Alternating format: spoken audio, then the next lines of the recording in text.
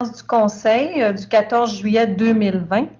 Je veux aussi saluer toutes les citoyennes et tous les citoyens qui prendront connaissance de l'enregistrement de la présente séance. Si vous me permettez, je vais procéder à la prise des présences et je vous invite donc à me confirmer que vous êtes présents. Madame Manon-Josée d'Auteuil. Présente. Madame Martine Labelle. Présente. Monsieur Vincent Lantaigne. Présent. Monsieur Justin Gagné. Présent. Madame Sylvie Messier. Présente. Monsieur Danny Goyette. Présent. Notre directeur général, Monsieur Martin Lelièvre. Présent. Et notre greffière, Maître Manon Thériault. Présent. Alors, pour freiner et ralentir au maximum la contagion entraînée par le coronavirus, les séances du Conseil se font à huis clos jusqu'à nouvel ordre. Pour assurer la transparence des séances, qui en vertu de la loi doivent être publiques, la Ville de Saint-Philippe a décidé de procéder à la publication d'un enregistrement audio de la présente séance, laquelle est réalisée par vidéoconférence. Cet enregistrement sera donc accessible sur notre site Internet dès demain. De plus, les citoyens ont été invités à transmettre leurs questions portant sur l'ordre du jour de la séance par courriel ou par téléphone. L'ordre du jour a été diffusé en ligne et les citoyens ont eu la possibilité d'adresser leurs questions jusqu'à midi aujourd'hui. Donc, les questions des citoyens seront traitées à la période de questions. Alors, nous allons débuter la tenue de la séance. Au point 1.1, nous procédons à l'approbation de l'ordre du jour de la présente séance. Madame Labelle. Je propose que l'ordre du jour de la présente séance ordinaire soit approuvé par le Conseil. Au point 2.1, nous procédons à l'approbation des procès-verbaux de la séance ordinaire du 9 juin 2020 ainsi que la séance extraordinaire du 7 juillet 2020. Alors, j'invite les citoyens et citoyennes à consulter les enregistrements des séances en question qui sont sur le site Internet de la Ville. Alors, M. Gagné. Oui, je propose d'approuver le procès-verbal de la séance ordinaire du 9 juin 2020 ainsi que le procès-verbal de la séance extraordinaire du 7 juillet 2020. Au point 2.2, nous autorisons la vente de la maison mobile située au 110 rue Stéphane, située sur le lot 2 714 544, qui est devenu la propriété de la Ville en même temps que l'acquisition de l'immeuble de l'Hôtel de Ville. Monsieur Lantaigne?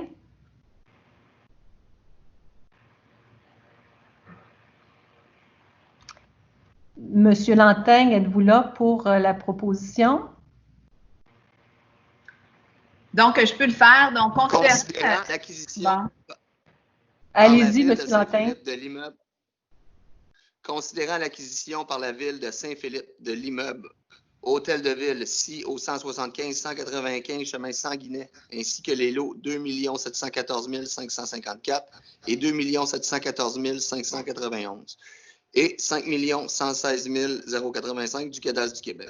Considérant que la Ville a acquis ces immeubles en vue, entre autres, d'y effectuer divers travaux de réaménagement et de mise en valeur de la propriété, considérant le désir de la Ville de se départir de la maison mobile laissée à l'abandon portant le numéro civique 110 rue Stéphane à Saint-Philippe et située sur le lot 2 714 554 du cadastre du Québec, considérant l'intérêt de l'entreprise Transport Stéphane Aymon, Inc. d'acquérir de la Ville ladite maison mobile en contrepartie de son déplacement et de son transport à ses propres frais et de façon sécuritaire sur un autre emplacement. En conséquence, je propose au Conseil de vendre la maison mobile SI au 110 rue Stéphane à Saint-Philippe à Transport Stéphane Aymon, Inc. pour un montant d'$1, conditionnellement à ce que l'entreprise procède à ses frais et de façon sécuritaire au déplacement et au transport de la maison mobile sur un autre emplacement. Cette vente est faite sans garantie au risque et péril de l'acquéreur. D'autoriser le directeur général à signer pour et au nom de la Ville les documents requis afin de donner suite à la présente résolution.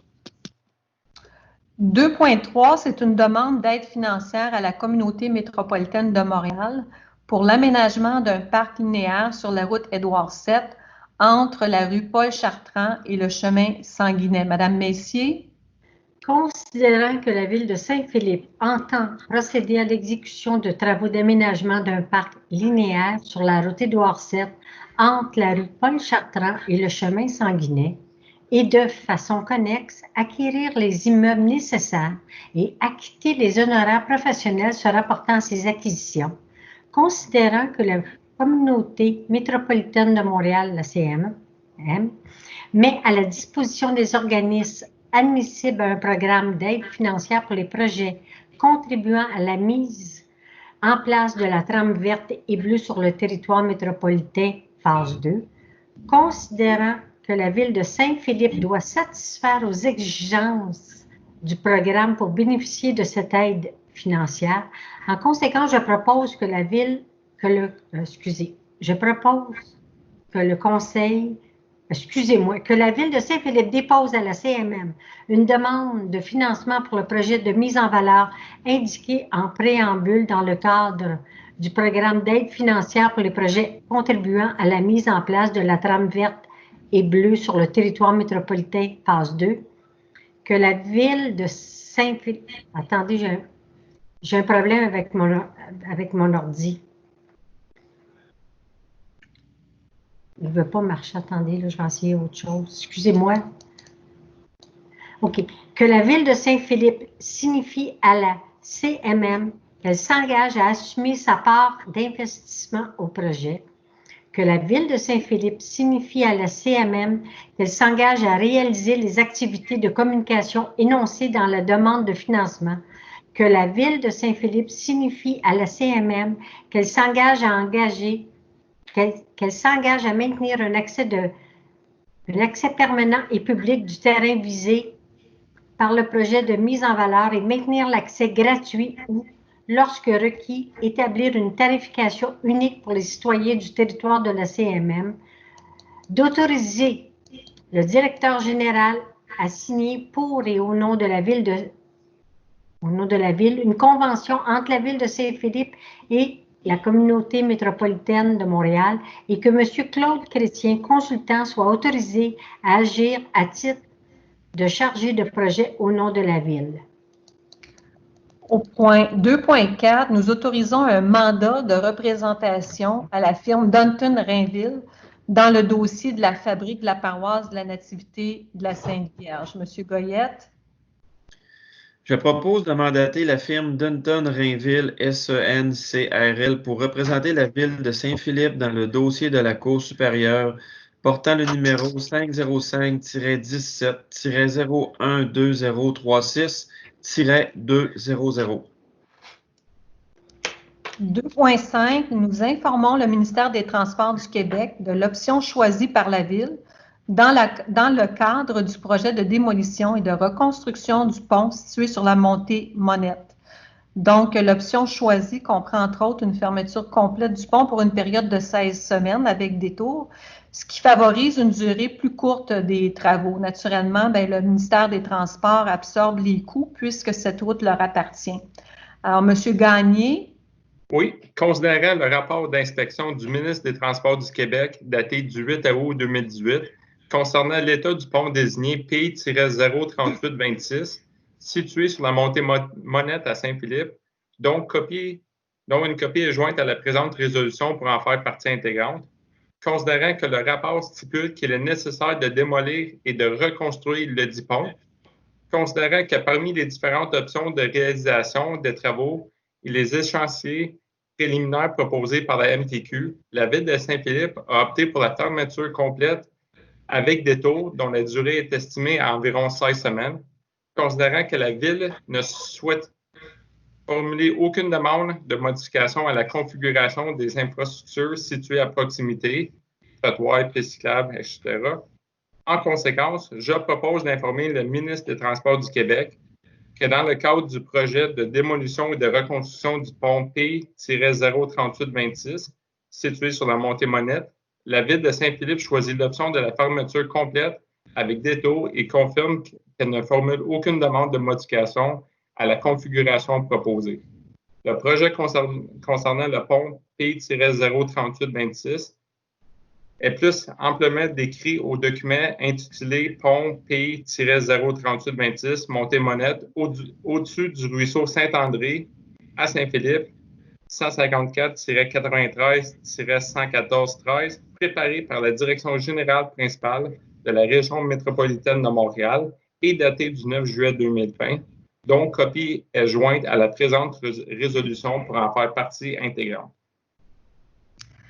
3.1, nous reconnaissons M. David Desjardins comme employé permanent, régulier au poste d'opérateur A à la division des travaux publics. Madame Dauteuil. Considérant que, suivant la convention collective du syndicat canadien de la fonction publique, section locale 43-45, un employé en période de décès est assujetti à une période probatoire de 960 heures de service continu à compter de sa date d'embauche. Considérant que David Desjardins a été embauché le 25 novembre 2019 en vertu de la résolution numéro 19-11-252, considérant que la période d'essai de David Desjardins s'est terminée le ou vers le 22 mai 2020, considérant qu'il a fait l'objet d'une évaluation de rendement favorable, en conséquence, je propose au Conseil de ville de Saint-Philippe que David Desjardins soit reconnu employé permanent régulier au poste d'opérateur A à la division des travaux publics aux conditions prévues à la convention collective du syndicat canadien de la fonction publique, section locale 43-45, et ce, rétroactivement à la date de fin de sa période d'essai. 3.2, nous reconnaissons M. Lior Anselevich comme employé permanent au poste de directeur des services techniques. Madame Labelle.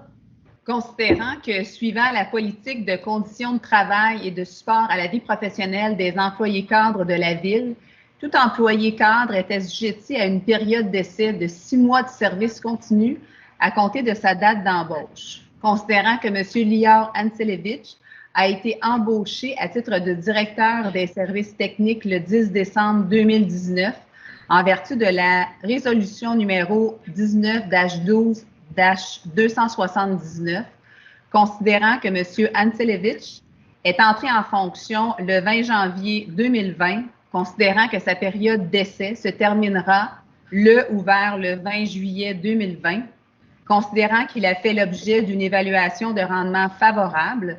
En conséquence, je propose que M. Lior Anselevich soit reconnu employé permanent au poste de directeur des services techniques, et ce, dès la fin de sa période d'essai. 3.3, nous confirmons la nomination et l'obtention de la permanence de M. Patrick Dionne au poste de contremaître. M. Lantaigne. Considérant la lettre d'entente numéro 2019 revenue avec le Canadien de la fonction publique, section locale 43-45, conformément à la résolution numéro 19-08-188, laquelle a pour objet la création d'un poste de cadre de contremaître pour une durée à l'essai de 1 an et la nomination de M. Patrick Dionne à ce poste. Considérant que M. Patrick Dionne a été embauché à titre de contremaître le 26 août 2019 en vertu de la résolution numéro 19-08-189, considérant que la période d'essai d'1 an se terminera le 26 août 2020 et que la Ville souhaite confirmer la création de la fonction de contremaître et le maintien en poste de M. Patrick Dionne à ce titre, considérant que M. Dionne ne sera soumis à aucune période d'essai supplémentaire ayant occupé le poste depuis près d'1 an et obtenu une évaluation de rendement favorable, considérant la recommandation de la direction et de la division des travaux publics, je propose au Conseil de confirmer la nomination de M. Patrick Dionne au poste de contremaître, qu'il soit reconnu employé permanent à ce titre, et ce, dès la fin de la période d'essai d'1 an se terminant le 26 août 2020, le tout aux conditions de la politique de conditions de travail et de support à la vie professionnelle des employés cadres de la Ville. De même qu'à celle stipulée au document annexé à la présente résolution pour en faire partie intégrante. La rémunération de M. Dionne est fixée à l'échelon 9 de la classe 3 de l'échelle salariale 2020 de la politique de conditions de travail et de support à la vie professionnelle des employés cadres. 3.4, nous confirmons l'embauche de Camille Bastien à titre d'animatrice au camp de jour du 14 juillet au 14 août, conditionnel à ce qu'un poste se libère ou que les directives gouvernementales concernant la pandémie exigent du personnel supplémentaire. Monsieur Gagné. Oui, considérant les besoins en personnel pour la tenue du camp de jour et pour soutenir les activités du service des loisirs, de la culture et de la vie communautaire, considérant qu'il y a lieu d'embaucher une animatrice réserviste pour pallier à l'éventuel départ d'un membre du personnel du camp de jour, considérant la recommandation de la direction du service des loisirs, de la culture et de la vie communautaire. En conséquence, je propose d'embaucher Mme Camille Bastien à titre d'animatrice réserviste pour la période s'échelonnant du 14 juillet au 14 août 2020, au taux horaire, l'échelon et au poste indiqué. Mme Camille Bastien, taux horaire 14,50, échelon 5, poste animatrice réserviste. Que l'embauche demeure conditionnelle à ce qu'un poste se libère ou que les directives gouvernementales concernant la pandémie nécessitent du personnel supplémentaire. Qu'à défaut d'une telle confirmation par la Ville pendant la période prévue de l'emploi, l'embauche n'aurait pas lieu. 3.5, nous procédons à l'embauche de Mme Chloé Raymond à titre d'étudiante au poste de journalière au service des loisirs et de la culture et de la vie communautaire pour la période du 29 juin 2020 au 21 août 2020 pour effectuer de l'entretien ménager supplémentaire à cause de la pandémie et pour effectuer du remplacement de vacances. Madame Messier. Juste un instant, mon ordinateur est gelé. Je peux pas lire. Si quelqu'un peut prendre la... Oui, est-ce que quelqu'un d'autre peut procéder? Je vais prendre la relève. Parfait, merci. Donc, Justin Gagné, conseiller district 4. Considérant la nécessité d'embaucher du personnel étudiant pour effectuer de l'entretien ménager supplémentaire en raison de la pandémie, de même que pour effectuer du remplacement lors des vacances estivales du personnel permanent, considérer la recommandation de la direction du service des loisirs, de la culture et de la vie communautaire. En conséquence, je propose d'entériner l'embauche de Mme Chloé Raymond à titre d'étudiante au poste de journalier au service des loisirs, de la culture et de la vie communautaire pour la période s'échelonnant du 29 juin 2020 au 21 août 2020. Cette embauche est faite aux conditions de la Convention collective du syndicat canadien de la fonction publique, section locale 43-45. Le salaire de Mme Raymond pour la durée de son embauche, c'est celui de l'échelon 1 de la classe 4, que les derniers requis au paiement de cette dépense soient puisés à même les disponibilités du poste budgétaire 02-230-00-699.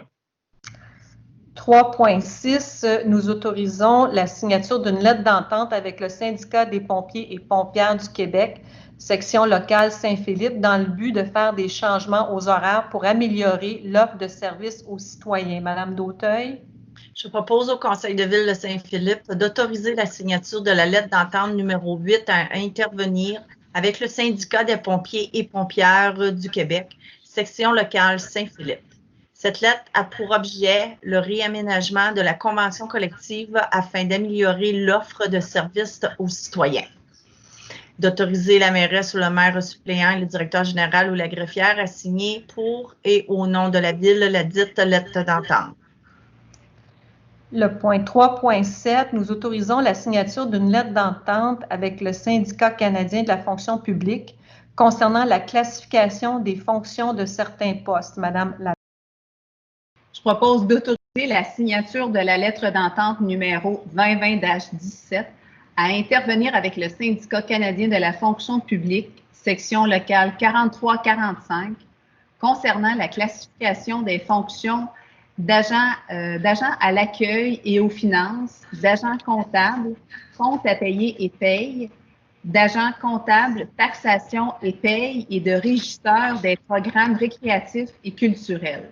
D'autoriser la mairesse ou le maire suppléant et la greffière ou le directeur général à signer pour et au nom de la ville la dite lettre d'entente. 4.1, on procède à la ratification de la liste des chèques émis pour le mois. Madame Labelle. Considérant le dépôt de la liste des chèques émis, remise en copie à chacun des membres du Conseil. En conséquence, je propose d'entériner la liste des chèques émis du 28 mai au 25 juin, tel que décrit ci-après, pour un montant total de 1 100 979,26.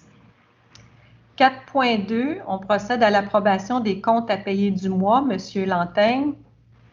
Considérant le rapport préparé par la directrice des finances et des technologies de l'information de la Ville concernant la liste des comptes à payer, considérant la liste des comptes à payer remise en copie à chacun des membres du Conseil, je propose au Conseil d'approuver les comptes à payer pour un montant de 297 305,25 sous.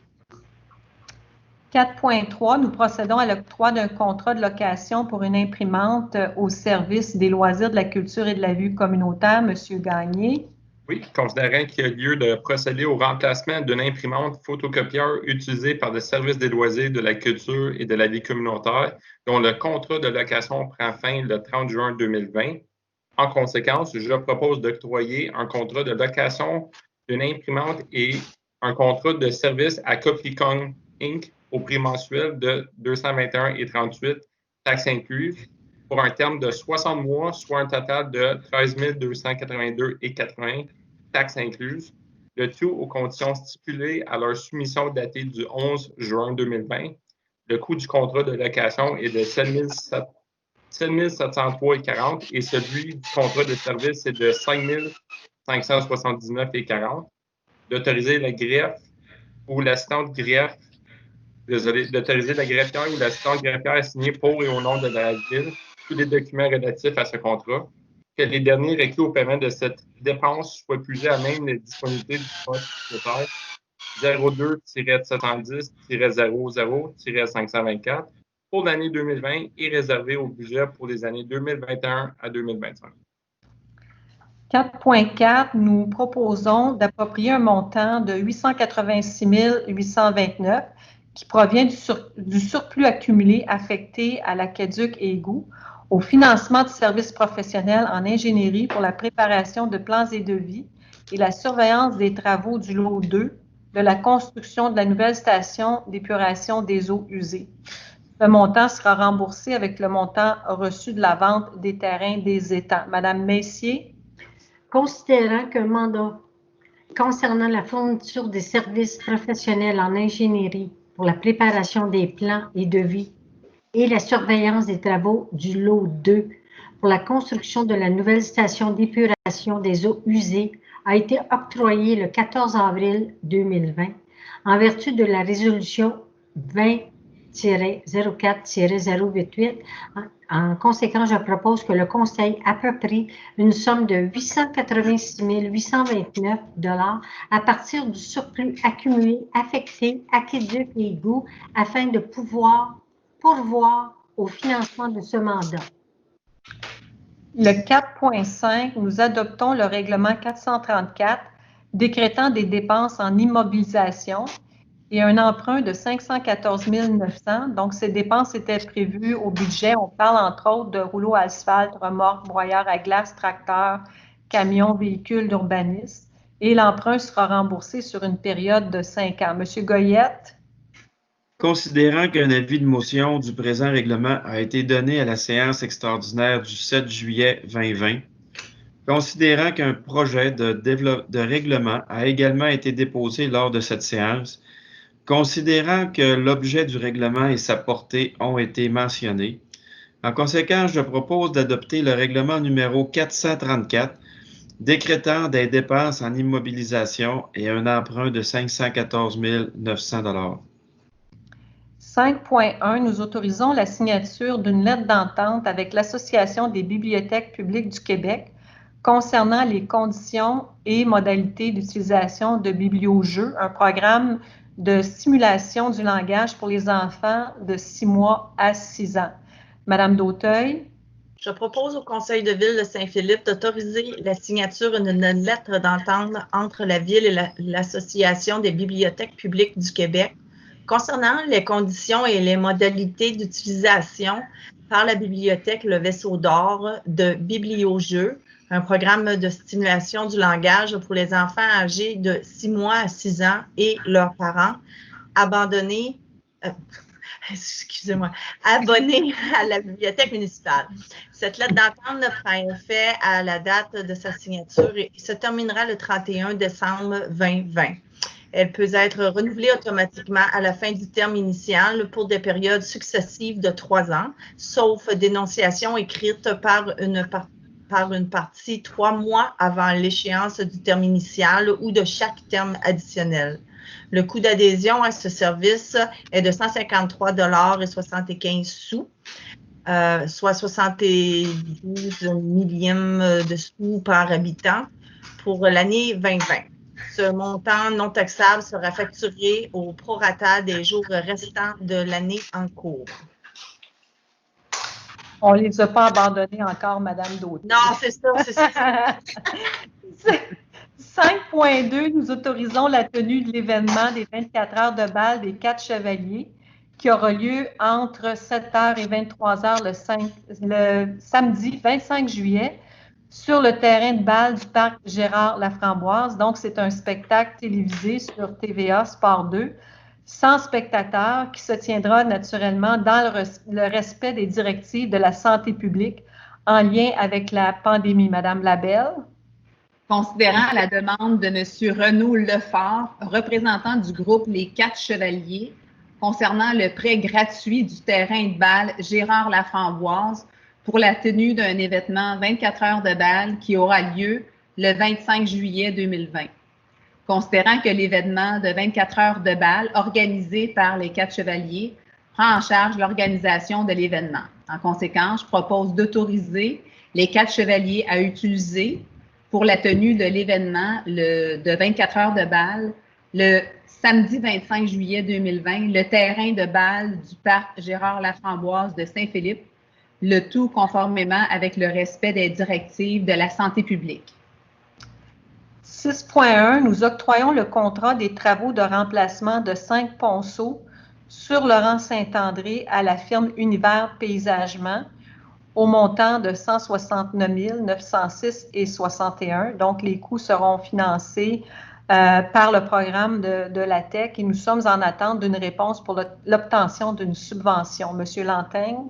Considérant que la Ville de Saint-Philippe a procédé par appel d'offres public à la demande de soumission pour des travaux de remplacement de ponceaux sur le rang Saint-André, considérant que les soumissions sont les suivantes, soit Univers Paysagement 169 906,61 conforme, CBC 2000 Inc. 179 250 conforme, Excavation ESM 271 942,08 conforme et 9329 0146 Québec Inc. non conforme et 9311 95 76 Québec Inc. non conforme. En conséquence, je propose au Conseil d'octroyer le contrat pour des travaux de remplacement de ponceaux sur le rang Saint-André au plus bas soumissionnaire conforme, soit Univers Paysagement, au prix unitaire soumissionné, le tout aux conditions stipulées au document d'appel d'offres GEN 2020-04 et à la soumission retenue. La valeur approximative de ce contrat est de 169 906,61 $. D'autoriser le directeur général à signer pour et au nom de la Ville tous les documents relatifs à ce contrat afin de donner suite à la présente résolution. 6.2, nous octroyons le contrat pour des travaux de remplacement de 3 ponceaux sur Édouard 7 à 93 29 01 46 Québec Inc. pour un montant de 300 549,09 $. Donc, une partie des coûts, soit le montant de 225 411,82 $, sera financée par le programme PIRL et un montant de 75 137,27 $ proviendra du fonds de carrière. Monsieur Gagné. Oui, considérant que la Ville de Saint-Philippe a procédé par appel d'offres public à la demande de soumission pour des travaux de remplacement de ponceaux sur la route Édouard 7, considérant que les soumissionnaires sont les suivants, 9329-0146 Québec Inc., en montant de 300 549,9 $ conforme, CBC 2010 Inc., 374 000 conforme, Ali Excavation Inc., 392 369,43 conforme, 9151-3010 Québec Inc., au montant de 457 191,19 $ conforme. Je propose d'octroyer le contrat pour des travaux de remplacement de ponceaux sur la route Édouard 7 au plus bas soumissionnaire conforme, soit 9329-0146 Québec Inc., au prix unitaire soumissionné, le tout aux conditions stipulées au document d'appel d'offres numéro GEN-2020-05 à la soumission retenue. La valeur approximative de ce contrat est de 300 549 et 9 sous, taxes incluses. D'autoriser le directeur général à signer pour et au nom de la Ville tous les documents relatifs à ce contrat afin de donner suite à la présente résolution, que les deniers requis au paiement de cette dépense soient puisés à même la disponibilité du poste budgétaire 02-321-00711 où seront effectués plus particulièrement une somme de 225 411,82 subventionnée dans le cadre du programme de réhabilitation du réseau local et une somme de 75 137,27 puisée à même le fonds des redevances des carrières.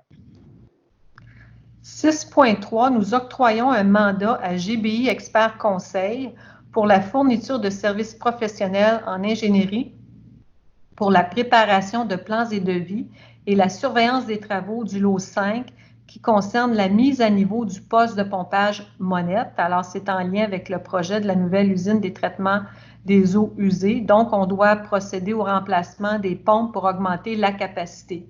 Madame Messier. Considérant que la Ville de Saint-Philippe a procédé sur invitation à la demande de soumission pour la fourniture de services professionnels en ingénierie relativement à la préparation de plans et devis, à la surveillance des travaux du lot 5, mise à niveau du poste pompage Monette, considérant que 3 soumissionnaires ont été invités, que les soumissions reçues sont les suivantes. GBI Expert Conseil Inc. 90 514,07 conforme. BHP Expert Conseil 113 882,74 sous conforme. EFEL Expert Conseil 98 303,63 sous conforme. Considérant que le document d'appel d'offres prévoyait un système de pondération et d'évaluation des offres en vertu auquel chacun soumissionnaire obtenait un total possible de 100 points et qu'après analyse par le comité de sélection, les soumissionnaires ont obtenu le pointage suivant. GBI Expert 71.1, BHP Expert Conseil 51, EFEL Expert 33. En conséquence, je propose que le Conseil octroie le mandat à GBI Expert Conseil Inc. pour la fourniture de services professionnels en ingénierie pour la préparation des plans et devis et la surveillance des travaux lot 5, mise à niveau du poste de pompage Monette au prix unitaire et forfaitaire soumissionné, soit 90 514,07 sous taxes incluses et le tout aux conditions stipulées au document d'appel d'offres numéro G.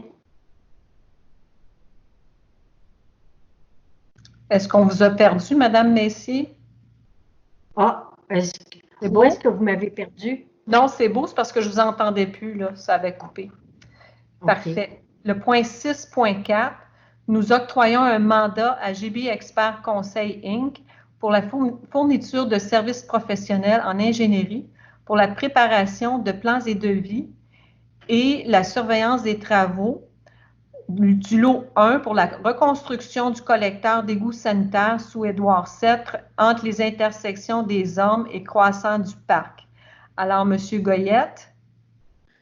Considérant que la Ville de Saint-Philippe a procédé sur invitation à la demande de soumission pour la fourniture de services professionnels en ingénierie relativement à la préparation des plans et devis et surveillance des travaux du lot 1, reconstruction du collecteur d'égouts sanitaires sous Édouard VII entre les intersections des Ormes et Croissant du Parc.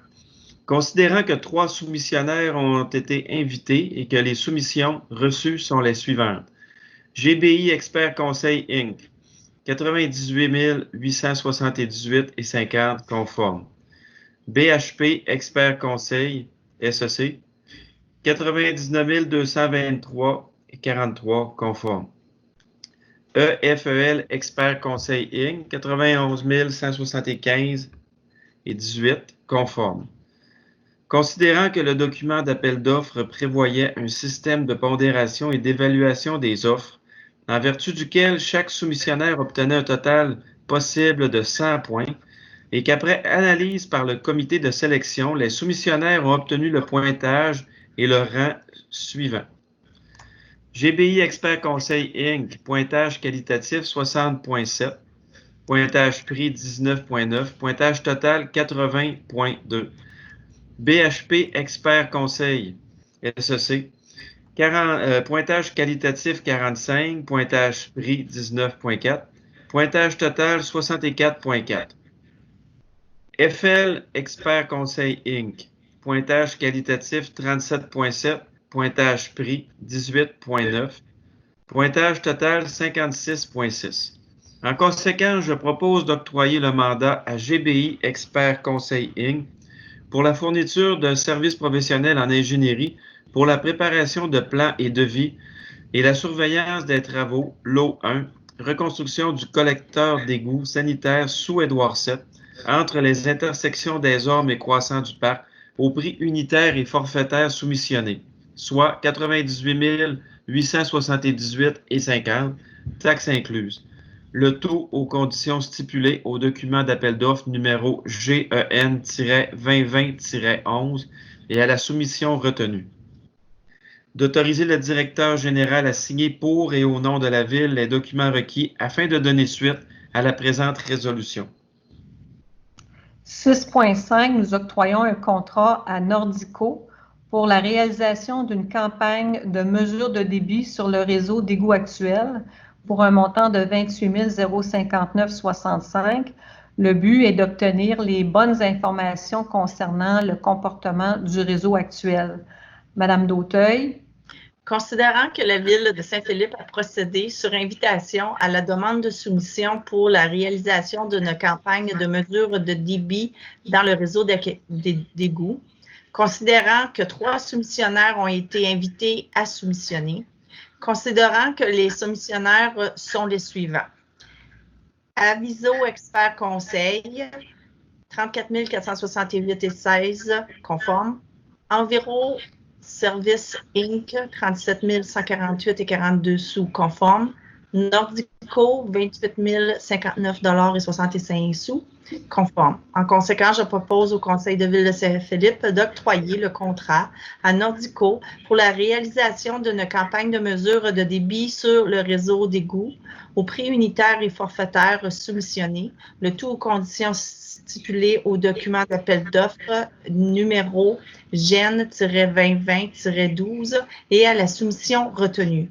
La valeur maximale de ce contrat est de 28 059,65 sous, taxes incluses. D'autoriser le directeur général à signer pour et au nom de la Ville les documents requis afin de donner suite à la présente résolution. 6.6, nous octroyons un mandat à Englobe Corp pour la réalisation d'une étude géotechnique. Donc, c'est une étude de qualité des sols qui comprend des analyses chimiques pour des travaux de conduite d'égout et d'aqueduc, des postes de pompage et des passages de conduite près et sous la rivière Saint-Jacques au prix de 94 528,21. Madame Messier. Considérant que la Ville de Saint-Philippe a procédé à la demande de prix pour la réalisation d'une étude géotechnique complémentaire comprenant des analyses chimiques pour des travaux incluant des conduites d'égout et d'aqueduc, des postes de pompage et des passages de conduite près et sous la rivière Saint-Jacques, considérant que le règlement numéro 423 sur la gestion contractuelle stipule que tout mandat de service professionnel dont la valeur n'excède pas 101 100 $ peut être conclu de gré à gré. En conséquence, je propose que le Conseil octroie le mandat à Englobe Corporation pour la réalisation d'une étude géotechnique complémentaire comprenant des analyses chimiques pour des travaux incluant des conduites d'égout et d'aqueduc, des postes de pompage et des passages de conduite près et sous la rivière Saint-Jacques, au prix unitaire et forfaitaire, soumissionné le tout aux conditions stipulées à la demande d'offre de service numéro GEN-2020-14 et à l'offre retenue. La valeur maximale de ce mandat est de 94 528,21 sous, taxes incluses. D'autoriser le directeur général à signer pour et au nom de la Ville de Saint-Philippe les documents requis afin de donner suite à la présente résolution. 6.7, nous demandons une aide financière au ministre des Affaires municipales et de l'Habitation dans le cadre du programme Primo pour le prolongement du réseau d'égouts et d'aqueducs sur Édouard VII et le bouclage d'aqueducs à partir de la rue Douvaine à Candiac. Madame Labelle. Considérant que la ville de Saint-Philippe est alimentée en eau potable par une seule et unique conduite d'amener en provenance de la ville de Candiac, passant sous l'autoroute 30 et arrivant sous le chemin Sanguinet pour ensuite se diriger vers la route Édouard VII. Considérant qu'advenant le bris de cette conduite principale d'amener d'eau potable, la ville de Saint-Philippe et la municipalité de Saint-Mathieu seraient alors entièrement privées d'eau potable, soit plus de 2775 résidences, environ 7000 résidents, en plus de mettre en péril la protection incendie de l'ensemble des territoires desservis.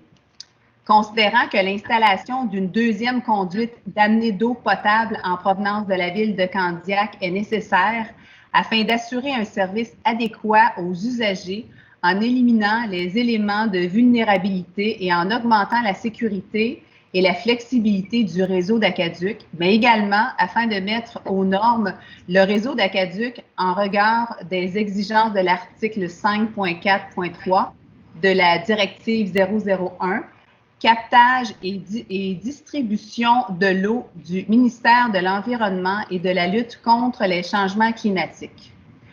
Considérant qu'à l'occasion de l'installation de la deuxième conduite d'amener d'eau potable, la Ville désire également prolonger le réseau d'égouts permettant ainsi de desservir jusqu'à concurrence de 42 résidences utilisant actuellement des puits d'eau potable et des installations septiques situées sur le tronçon de la route Édouard VII entre la rue Bernard et la limite de la ville de La Prairie. Considérant qu'à court terme, la ville de Saint-Philippe doit donc réaliser des travaux de prolongement des réseaux d'égouts et d'aqueducs sous la route Édouard VII, route 217, du site des étangs aérés existants jusqu'à la future station d'épuration et de bouclage du réseau d'aqueducs à partir de l'avenue Douvaine à Candiac.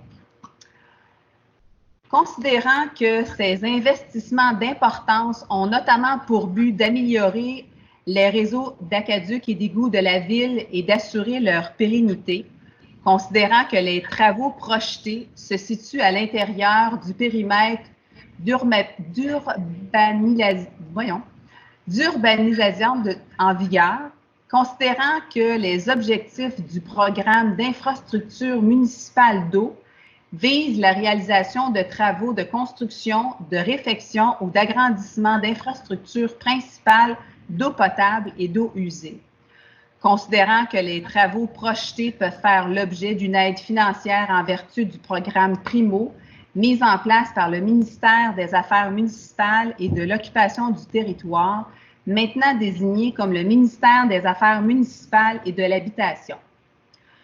Considérant que le conseil municipal souhaite adresser une demande dans le cadre du dit programme, en conséquence, je propose que la Ville de Saint-Philippe confirme avoir pris connaissance du guide sur le programme Primo et qu'elle s'engage à en respecter toutes les modalités qui s'appliquent à elle. Qu'elle s'engage également à payer sa part des coûts admissibles et des coûts d'exploitation contenus de son projet. Qu'elle affirme qu'elle assumera tous les coûts non admissibles au programme Primo associés à son projet, y compris tout dépassement des coûts.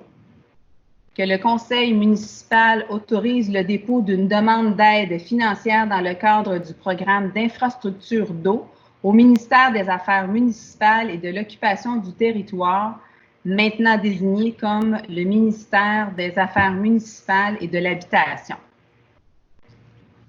6.8, nous demandons une aide financière au ministère des Affaires municipales et de l'Habitation dans le cadre du programme Primo pour un bouclage d'aqueduc entre la rue Rémillard et la rue de la Rive et le prolongement des réseaux et le bouclage d'aqueduc entre le rang Saint-Marc et la rue Perron. Monsieur Lanteigne?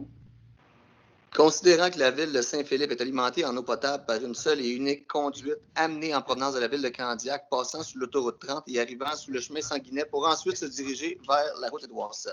Considérant qu'actuellement, il n'existe sur le territoire de la ville de Saint-Philippe aucun bouclage d'aqueduc.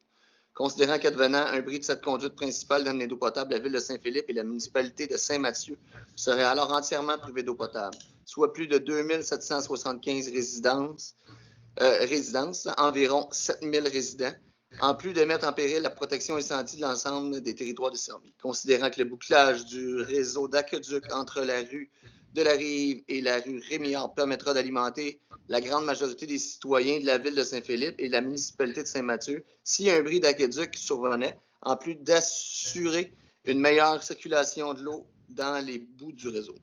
Considérant le prolongement des réseaux et le bouclage du réseau d'aqueduc entre le rang Saint-Marc et la rue Perron permettront d'assurer la sécurité incendie de ce secteur, en plus de permettre le raccordement de résidences qui ont actuellement des systèmes de traitement individuels. Considérant que ces investissements d'importance ont notamment pour but d'améliorer le réseau d'aqueduc et d'égouts de la ville et d'assurer leur pérennité. Considérant que les travaux projetés se situent à l'intérieur du périmètre d'urbanisation en vigueur. Considérant que les objectifs du programme d'infrastructure municipale d'eau Primo visent la réalisation de travaux de construction, de réfection ou d'agrandissement d'infrastructures municipales d'eau potable et d'eau usée. Considérant que les travaux projetés peuvent faire l'objet d'une aide financière en vertu du programme Primo, mis en place par le ministère des Affaires municipales et de l'Occupation du territoire, maintenant désigné comme le ministère des Affaires municipales et de l'Habitation.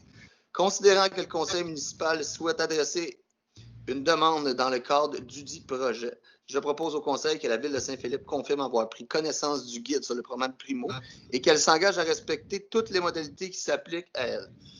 Qu'elle s'engage également à payer sa part des coûts admissibles et des coûts d'exploitation continue de son projet, qu'elle confirme qu'elle assumera tous les coûts non admissibles au programme Primo associé à son projet, y compris tout dépassement des coûts, que le conseil municipal autorise le dépôt d'une demande d'aide financière dans le cadre du programme d'infrastructure Primo au ministère des Affaires municipales et de l'Occupation du territoire, maintenant désigné comme le ministère des Affaires municipales et de l'Habitation. 6.9, c'est une demande d'aide financière au ministère des Affaires municipales et de l'Habitation dans le cadre du programme RECIM pour la construction d'un nouveau garage municipal. Monsieur Gagné? Oui, considérant la nécessité pour la ville de Saint-Philippe de relocaliser et de construire un nouveau garage municipal dans le but d'effectuer une mise à niveau et une mise aux normes des installations ainsi qu'améliorer le service offert aux citoyens, considérant que les objets du programme Réfection et construction des infrastructures municipales visant la réalisation de projets de construction, de mise aux normes, de réhabilitation ou conversion, d'agrandissement ou de réfection d'infrastructures municipales afin d'assurer la pérennité des services aux citoyens, considérant que les travaux projetés peuvent faire l'objet d'une aide financière en vertu du programme RECIM mis en place par le ministre des Affaires municipales et de l'Occupation du territoire, maintenant désigné comme le ministre des Affaires municipales de l'Habitation, considérant que le conseil municipal souhaite adresser une demande dans le cadre du dit programme. En conséquence, je propose que le conseil autorise le dépôt de la demande d'aide financière dans le cadre du programme Réfection et construction des infrastructures municipales au ministère des Affaires municipales et de l'Occupation du territoire, maintenant désigné comme le ministère des Affaires municipales et de l'Habitation, que la ville de Saint-Philippe confirme avoir pris connaissance du guide du programme RECIM, à laquelle s'engage à respecter toutes les modalités s'appliquant à elle, que la ville de Saint-Philippe s'engage, si elle obtient une aide financière pour son projet, à payer sa part des coûts d'admissibles et des coûts d'exploitation continue de l'infrastructure visée, que la ville de Saint-Philippe confirme qu'elle assumera les coûts non admissibles au programme RECIM associé à son projet et s'il obtient une aide financière pour celui-ci, compris toutes dépenses des coûts. 6.10, on remplace la résolution 20-03060 qui était une demande d'aide financière pour le remplacement des 5 ponceaux sur Saint-André puisqu'on doit utiliser un nouveau formulaire pour faire la demande. Donc, le ministère a changé de formulaire. Il faut présenter la demande sous ce nouveau formulaire-là. Monsieur Lantaigne?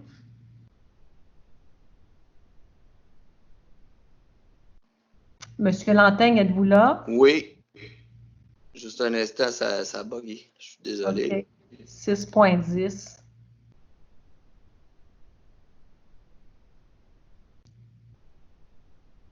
Je ne réussis pas à retrouver l'Internet, malheureusement. Je suis désolé. Okay. Je peux le faire pour Vincent. Je peux le faire. Allez-y, c'est Madame d'Auteuil? Oui. Oui.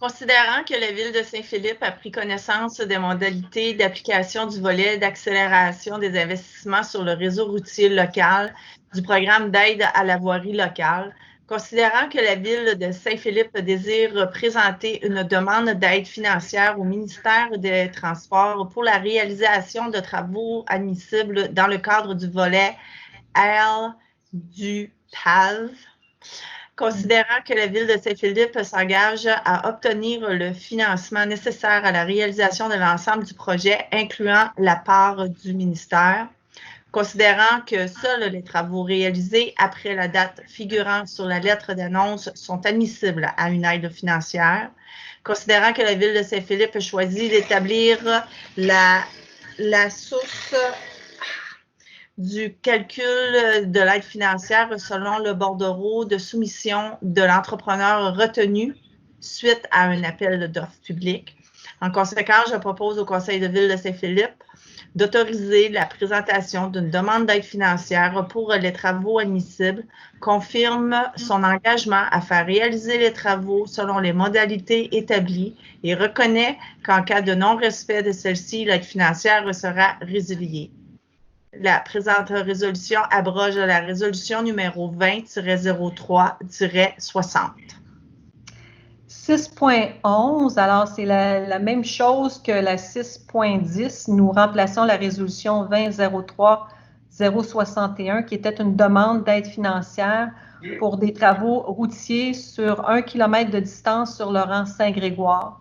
Donc, c'est la même chose. On doit utiliser le nouveau formulaire pour présenter la demande. Alors, Madame Messier. Considérant que la Ville de Saint-Philippe a pris connaissance des modalités d'application du volet d'accélération des investissements sur le réseau routier local, du programme d'aide à la voirie locale, considérant que la Ville de Saint-Philippe désire présenter une demande d'aide financière au ministère du Transport pour la réalisation des travaux admissibles dans le cadre du volet AIRRL et du PAV, considérant que la Ville de Saint-Philippe s'engage à obtenir le financement nécessaire à la réalisation de l'ensemble du projet, incluant la part du ministère, considérant que seuls les travaux réalisés après la date figurant sur la lettre d'annonce sont admissibles à une aide financière, considérant que la Ville de Saint-Philippe choisit d'établir la source du calcul de l'aide financière selon l'estimation détaillée du coût des travaux préparés par le consultant EFEL Expert Conseil Inc. En conséquence, je propose que la Ville de la Ville de Saint-Philippe autorise la présentation d'une demande d'aide financière pour les travaux admissibles, confirme son engagement à réaliser les travaux selon les modalités établies et reconnaît qu'en cas de non-respect de celle-ci, l'aide financière sera résiliée. La présente résolution abroge la résolution numéro 20-03-061. 6.12, nous procédons à l'acquisition d'un tracteur à pelouse pour le service des travaux publics. Alors, Madame Messier. Considérant qu'il y a lieu de procéder au remplacement d'équipements requis pour les travaux de tonte, de pelouse de divers terrains de la ville, notamment des parcs, des terrains sportifs et le long des pistes cyclables, considérant la recommandation de la direction de la division des travaux publics, en conséquence, je propose que le Conseil octroie à Agritech Saint-Jacques le contrat pour l'acquisition d'un tracteur à pelouse neuf de marque John Deere, modèle Z945M EFI 27HT, année 2018. tel que plus amplement décrit à la soumission présentée le 4 juin 2020. Le contrat est accordé au prix de 16 441,43, incluant les taxes, le taux condition de la soumission présentée par Agritech Saint-Charles. D'autoriser le directeur général à signer pour et au nom de la Ville les documents relatifs à ce contrat.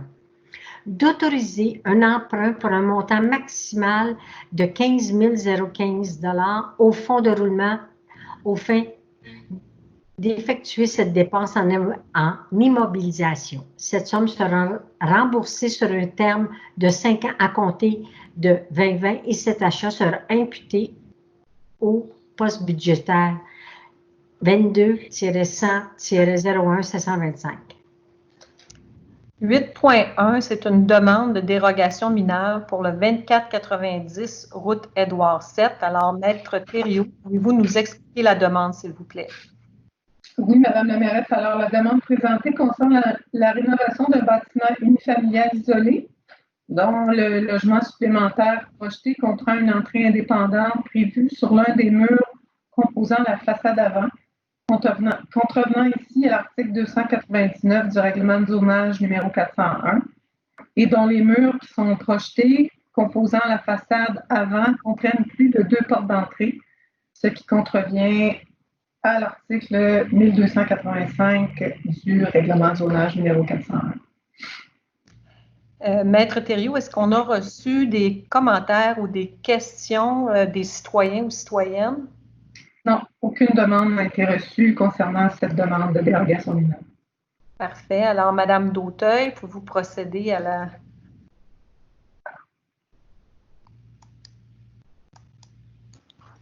dérogation? Oui. Est-ce que je commence tout de suite à la décision du Conseil ou je fais les autres considérants avant? On commence après ma lecture. Après ma lecture, OK.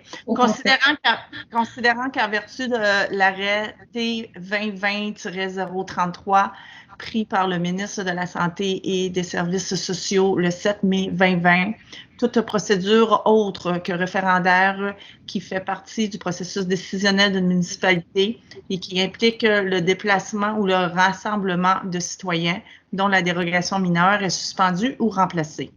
Considérant qu'en vertu de la loi sur l'aménagement et l'urbanisme, tout intéressé peut se faire entendre par le Conseil lorsque ce dernier doit statuer sur une demande de dérogation mineure. Considérant que la présente séance est tenue à huis clos en raison de l'état d'urgence sanitaire et qu'il est donc impossible pour les citoyens de se faire entendre, considérant que le Conseil souhaite que le processus d'approbation de la présente dérogation mineure se poursuive, considérant que la possibilité de se faire entendre a été remplacée par une consultation écrite annoncée par un avis public préalable de 15 jours et que les membres du Conseil sont informés des commentaires ou questions formulés ou qu'aucun commentaire ou question n'ont été formulés par les citoyens à l'égard de la présente demande de dérogation mineure. La décision du Conseil, considérant la demande de dérogation mineure concernant l'immeuble-ci au 2490 rue Édouard VII sur le lot 4 828 754 du cadastre du Québec, considérant qu'un avis a été affiché et publié en conformité avec le règlement des dérogations mineures, considérant la recommandation du comité consultatif d'urbanisme sur le dossier DM-2020-053. En conséquence, je propose au Conseil de ville de Saint-Philippe que le préambule fasse partie intégrante de la présente, d'accorder la dérogation mineure pour l'immeuble-ci au 2490 route Édouard VII sur le lot 4 828 754 du cadastre du Québec, situé dans la zone C122, ayant pour objet d'autoriser l'aménagement d'une 3e porte d'entrée sur les murs composant la façade avant du bâtiment, dont une donnant accès à un logement supplémentaire au sous-sol. 8.2, c'est une demande de dérogation mineure pour le 44-45 route Édouard VII. Alors, Maître Thériault, pouvez-vous nous expliquer la demande, s'il vous plaît? Oui, alors la demande présentée concerne l'implantation dérogatoire d'un bâtiment unifamilial isolé projeté qui est implanté à une distance de 13 mètres de la ligne avant de terrain plutôt qu'à 25,74 mètres, tel que prescrit à l'article 111 du règlement de zonage 401. Parfait. Est-ce qu'on a eu des questions de la part des citoyennes, citoyens par rapport à cette dérogation? Aucune question ou commentaire concernant cette dérogation mineure. Alors, M. Goyette. Considérant qu'en vertu de l'arrêté 2020-033 pris par le ministre de la Santé et des Services sociaux le 7 mai 2020, toute procédure autre que référendaire qui fait partie du processus décisionnel d'une municipalité et qui implique le déplacement ou le rassemblement de citoyens dont la dérogation mineure est suspendue ou remplacée.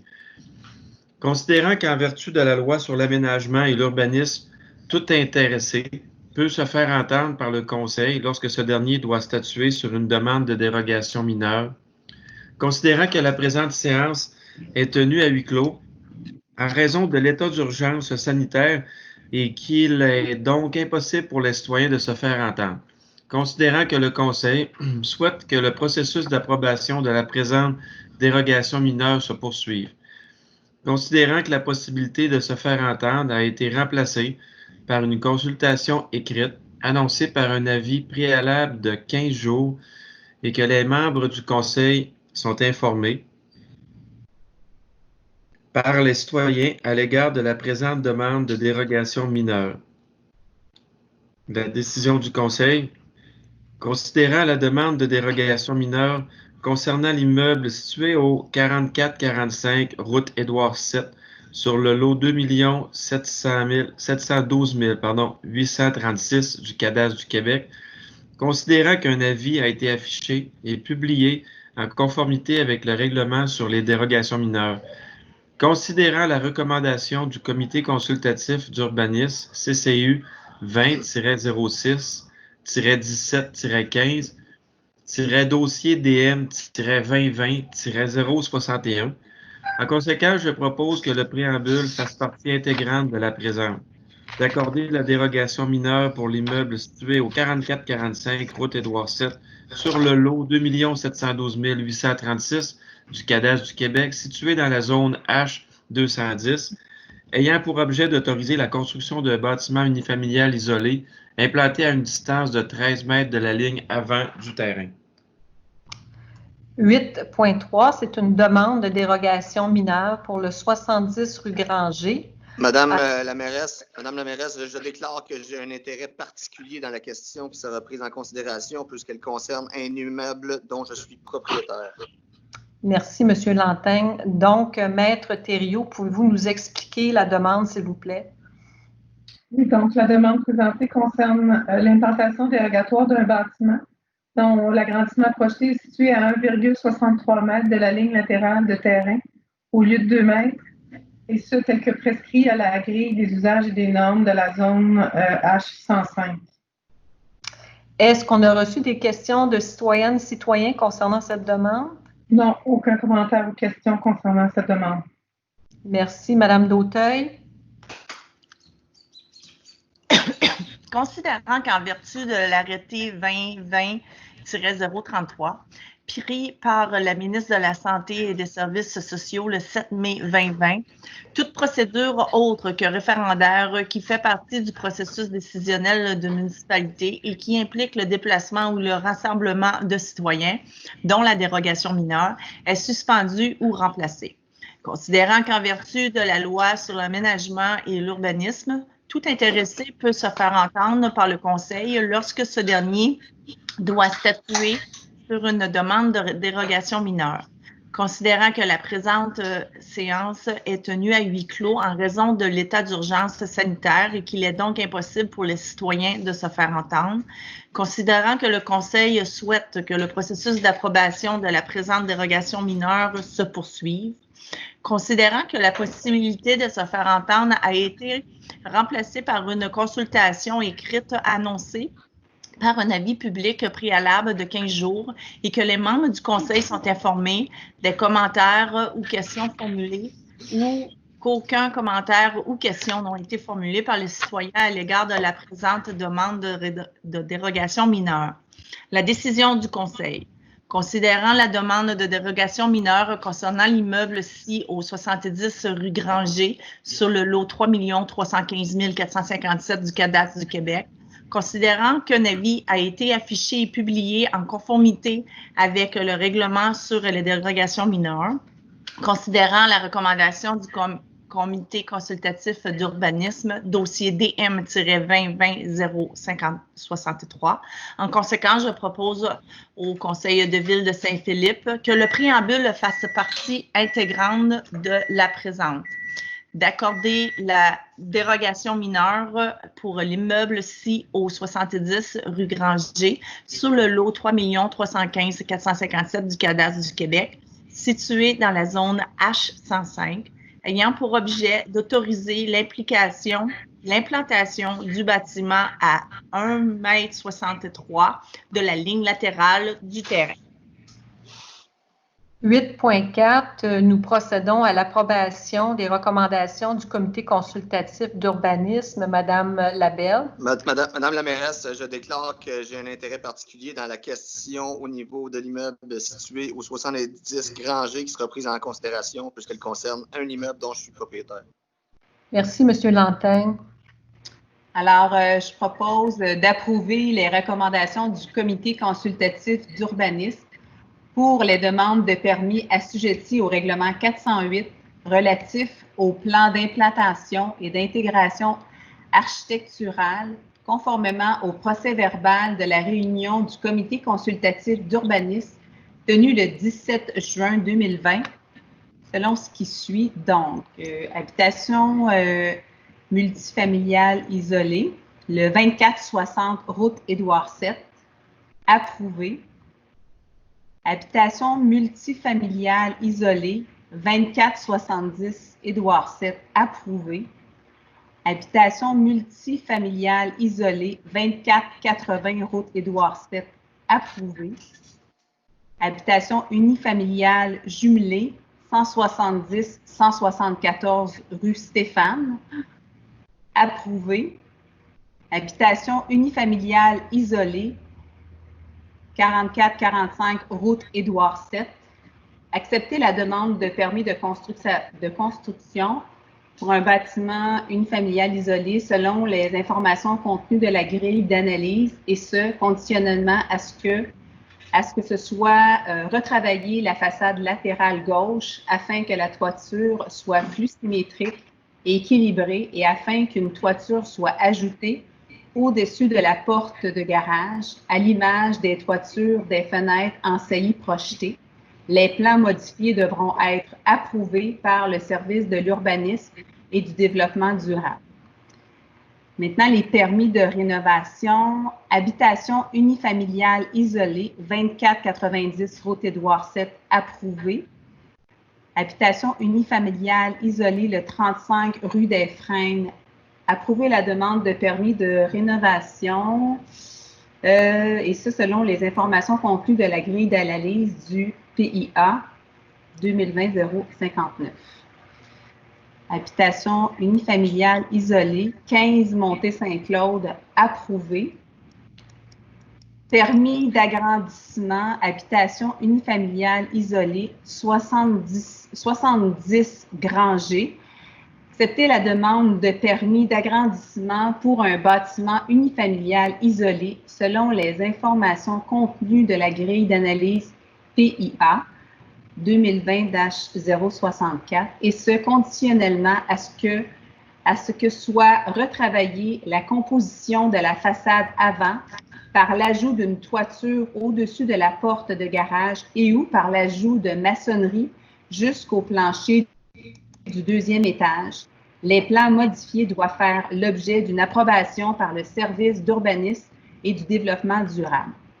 Certificat d'autorisation d'aménagement de terrain, habitation unifamiliale isolée, 13 rue Jasmine. Approuver la demande d'autorisation pour l'agrandissement d'un aire de stationnement pour un bâtiment unifamilial isolé et ce selon les informations contenues de la grille d'analyse PIA 2020-060. 8.5, nous adoptons le règlement 400-05 qui modifie le règlement d'urbanisme numéro 400 afin de faire correspondre la section concernant les affectations du sol avec le plan des affectations du sol. Donc, en 2016, il y a eu une erreur de concordance qui s'était glissée, donc il faut corriger la situation. Monsieur Lanteigne? Considérant qu'un avis de motion du présent règlement a été donné lors de la séance ordinaire du 9 juin 2020, considérant qu'un projet de règlement a également été présenté lors de cette séance, considérant que l'objet du règlement et sa portée ont été mentionnés, je propose au Conseil d'adopter le règlement numéro 400-05 intitulé Règlement numéro 400-05 modifiant le règlement de plan d'urbanisme numéro 400 afin de faire correspondre la section concernant les affectations du sol avec le plan des affectations du sol. 8.6, nous adoptons le règlement 400-06 modifiant le règlement de plan d'urbanisme numéro 400 qui consiste à réaffecter le site des étangs d'aération en vue de son redéveloppement. Monsieur Gagné. Oui, considérant qu'un avis de motion du présent règlement a été donné lors de la séance ordinaire du 9 juin 2020, considérant qu'un projet de règlement a également été présenté lors de cette séance, considérant que l'objet du règlement et sa portée ont été mentionnés, en conséquence, je propose d'adopter le règlement numéro 400-06 intitulé Règlement numéro 400-06 modifiant le règlement du plan d'urbanisme numéro 400 afin de réaffecter le site des étangs d'aération en vue de son redéveloppement.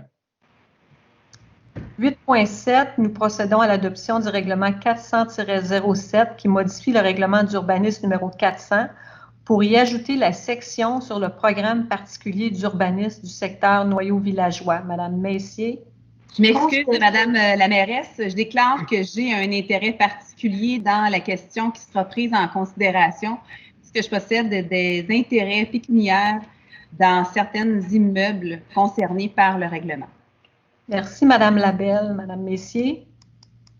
Considérant qu'un avis de motion du présent règlement a été donné lors de la séance ordinaire du 9 juin 2020, considérant qu'un projet de règlement a également été présenté lors de cette séance, considérant que l'objet du règlement et sa portée ont été mentionnés, en conséquence, je propose que le Conseil adopte le règlement numéro 400-07 intitulé Règlement numéro 400-07 modifiant le règlement de plan d'urbanisme numéro 400 afin d'y ajouter la section sur le programme particulier d'urbanisme du secteur central noyau villageois.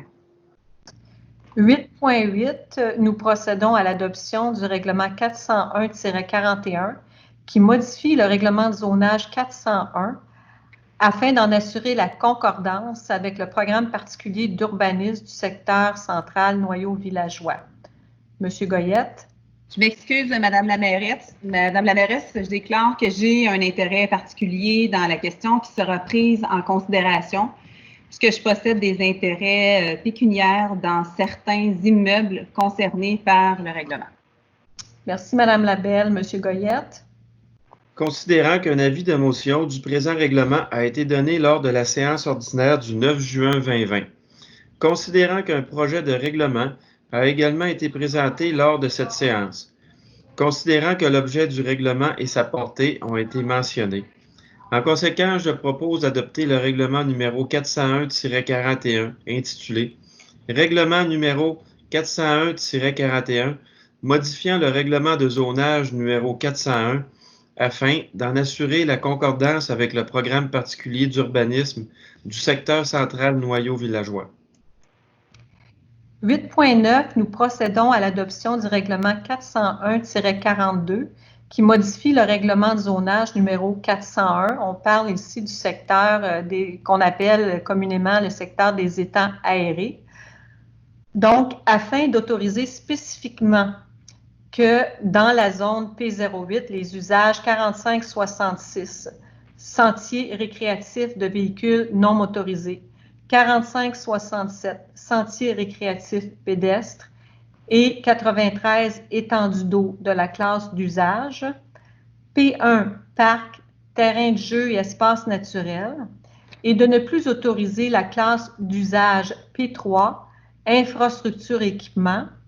De créer la zone H32 à même une partie de la zone P8 et d'y autoriser les classes d'usage P1, parc, terrain de jeu et espace naturel, et P3, infrastructure et équipement.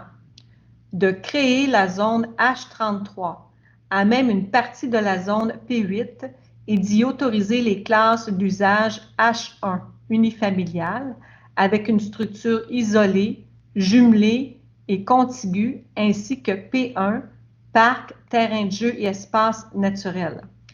De créer la zone P34 à même une partie de la zone P8 et d'y autoriser spécifiquement les usages 45-66 sentiers récréatifs de véhicules non motorisés, sentiers récréatifs pédestres, 74-21 terrains d'amusement, 74-22 terrains de jeu, 762 parcs à caractère récréatif et ornemental, 76-31 jardins communautaires de la classe d'usage P1, parc, terrain de jeu et espace naturel. Madame d'Auteuil. Madame d'Auteuil, malheureusement, son ordinateur, son écran est gelé, donc je vais procéder là, à la lecture. Oui.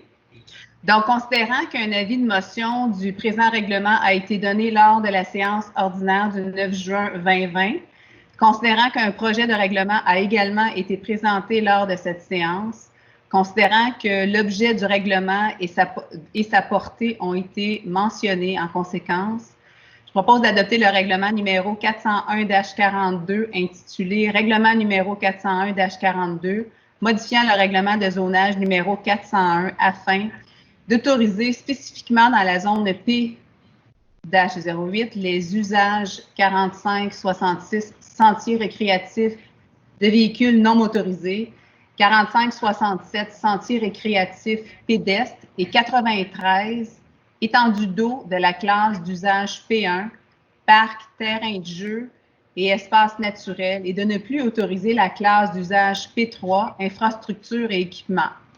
De créer la zone H32 à même une partie de la zone P-08 et d'y autoriser les classes d'usage P1, parc, terrain de jeu et espace naturel, et P3, infrastructure et équipement. De créer la zone H33 à même une partie de la zone P-08 et d'y autoriser les classes d'usage H1 unifamiliales avec une structure isolée, jumelée et contiguë, ainsi que P1, parc, terrain de jeu et espace naturel. De créer la zone P34 à même une partie de la zone P08 et d'y autoriser spécifiquement les usages 45-66 sentiers récréatifs de véhicules non motorisés, 45-67 sentiers récréatifs pédestres, 74-21 terrains d'amusement, 74-22 terrains de jeu, 762 parcs à caractère récréatif et ornemental, 76-31 jardins communautaires de la classe d'usage P1, parcs, terrains de jeu et espaces naturels. Donc, c'était Martine Labelle, conseillère du district 2. Merci, Madame Labelle. 8.10, nous procédons à l'adoption du second projet de règlement 401-43 qui modifie le règlement de zonage numéro 401. Donc, on parle ici, c'est encore dans le secteur des étangs aérés. Donc, qui consiste à créer la zone P35 à même une partie de la zone H15 et d'y autoriser spécifiquement les usages 45-66, sentiers récréatifs de véhicules non motorisés, 45-67, sentiers récréatifs pédestres, et 93, étendue d'eau de la classe d'usage P1, parc, terrain de jeu et espace naturel. Madame Labelle. Je propose d'adopter le second projet de règlement numéro 401-43 modifiant le règlement de zonage numéro 401 afin de créer la zone P35 à même une partie de la zone H15 et d'y autoriser spécifiquement les usages 45-66, sentiers récréatifs et véhicules non motorisés, 45-67, sentiers récréatifs pédestres et 93, étendue d'eau de la classe d'usage P1, parc, terrain de jeu et espace naturel. 8.11, nous procédons à l'adoption du règlement 405-01 qui modifie le règlement 405 sur les plans d'aménagement d'ensemble afin d'établir les critères d'évaluation lors du dépôt d'un plan d'aménagement d'ensemble dans le secteur nord de la rivière Saint-Jacques, soit encore une fois le secteur des étangs aérés. Monsieur Lanteigne. Considérant qu'un avis de motion du présent règlement a été donné lors de la séance ordinaire du 9 juin 2020, considérant qu'un projet de règlement a également été présenté lors de cette séance, considérant que l'objet du règlement et sa portée ont été mentionnés, je propose au Conseil d'adopter le règlement numéro 405-01 intitulé « Règlement numéro 405-01 » modifiant le règlement numéro 405 sur les plans d'aménagement d'ensemble afin d'établir les critères d'évaluation lors du dépôt d'un plan d'aménagement d'ensemble dans le secteur nord de la rivière Saint-Jacques. 8.12, nous procédons à l'adoption du règlement numéro 408-0402 qui modifie le règlement 408-04 relatif au plan d'implantation et d'intégration architecturale afin d'y assujettir le secteur nord de la rivière Saint-Jacques, soit le secteur des étangs. Donc, on parle des zones H32 et H33 et d'établir des objectifs et des critères pour ce secteur. Monsieur Gagné?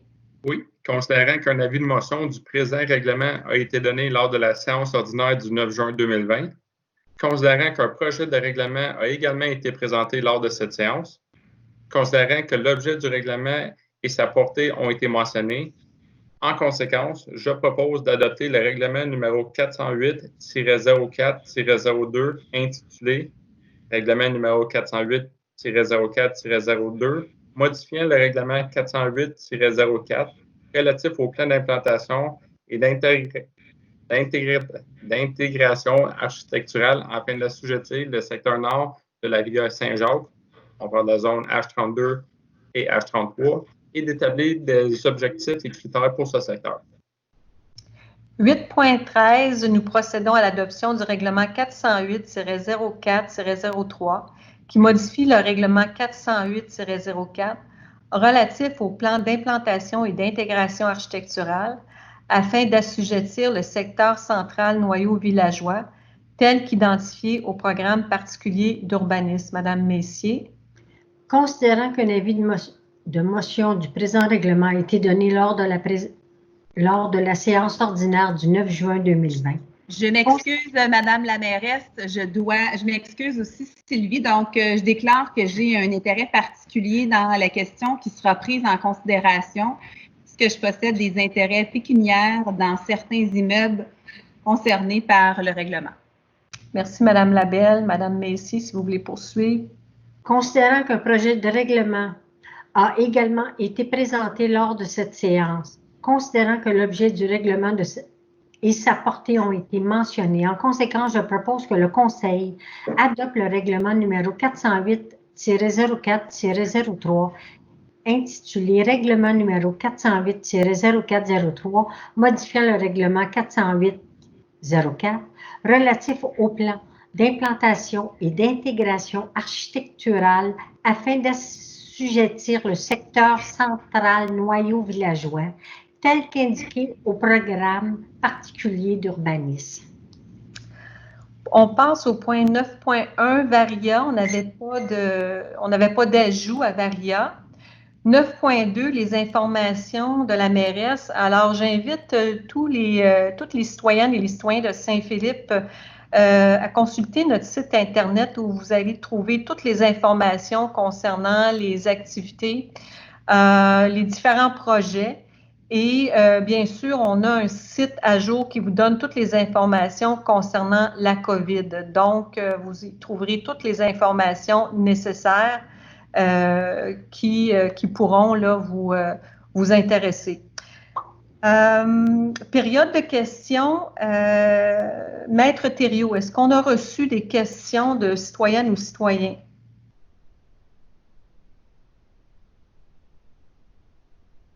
Maître Thériault? Toutes mes excuses, mon micro était fermé. Alors oui, on a reçu une question de la part d'un citoyen. Cette question-là ne porte pas sur les thèmes qui sont à l'ordre du jour, mais concerne plutôt une problématique impliquant 2 propriétés voisines. Alors, les réponses vont être adressées directement aux citoyens concernés. Parfait. Donc, on va rentrer en contact avec le citoyen pour répondre à son questionnement. Exactement. Merci. Alors, on procède à la levée de la séance. Alors, je propose que la présente séance soit levée à 20h26.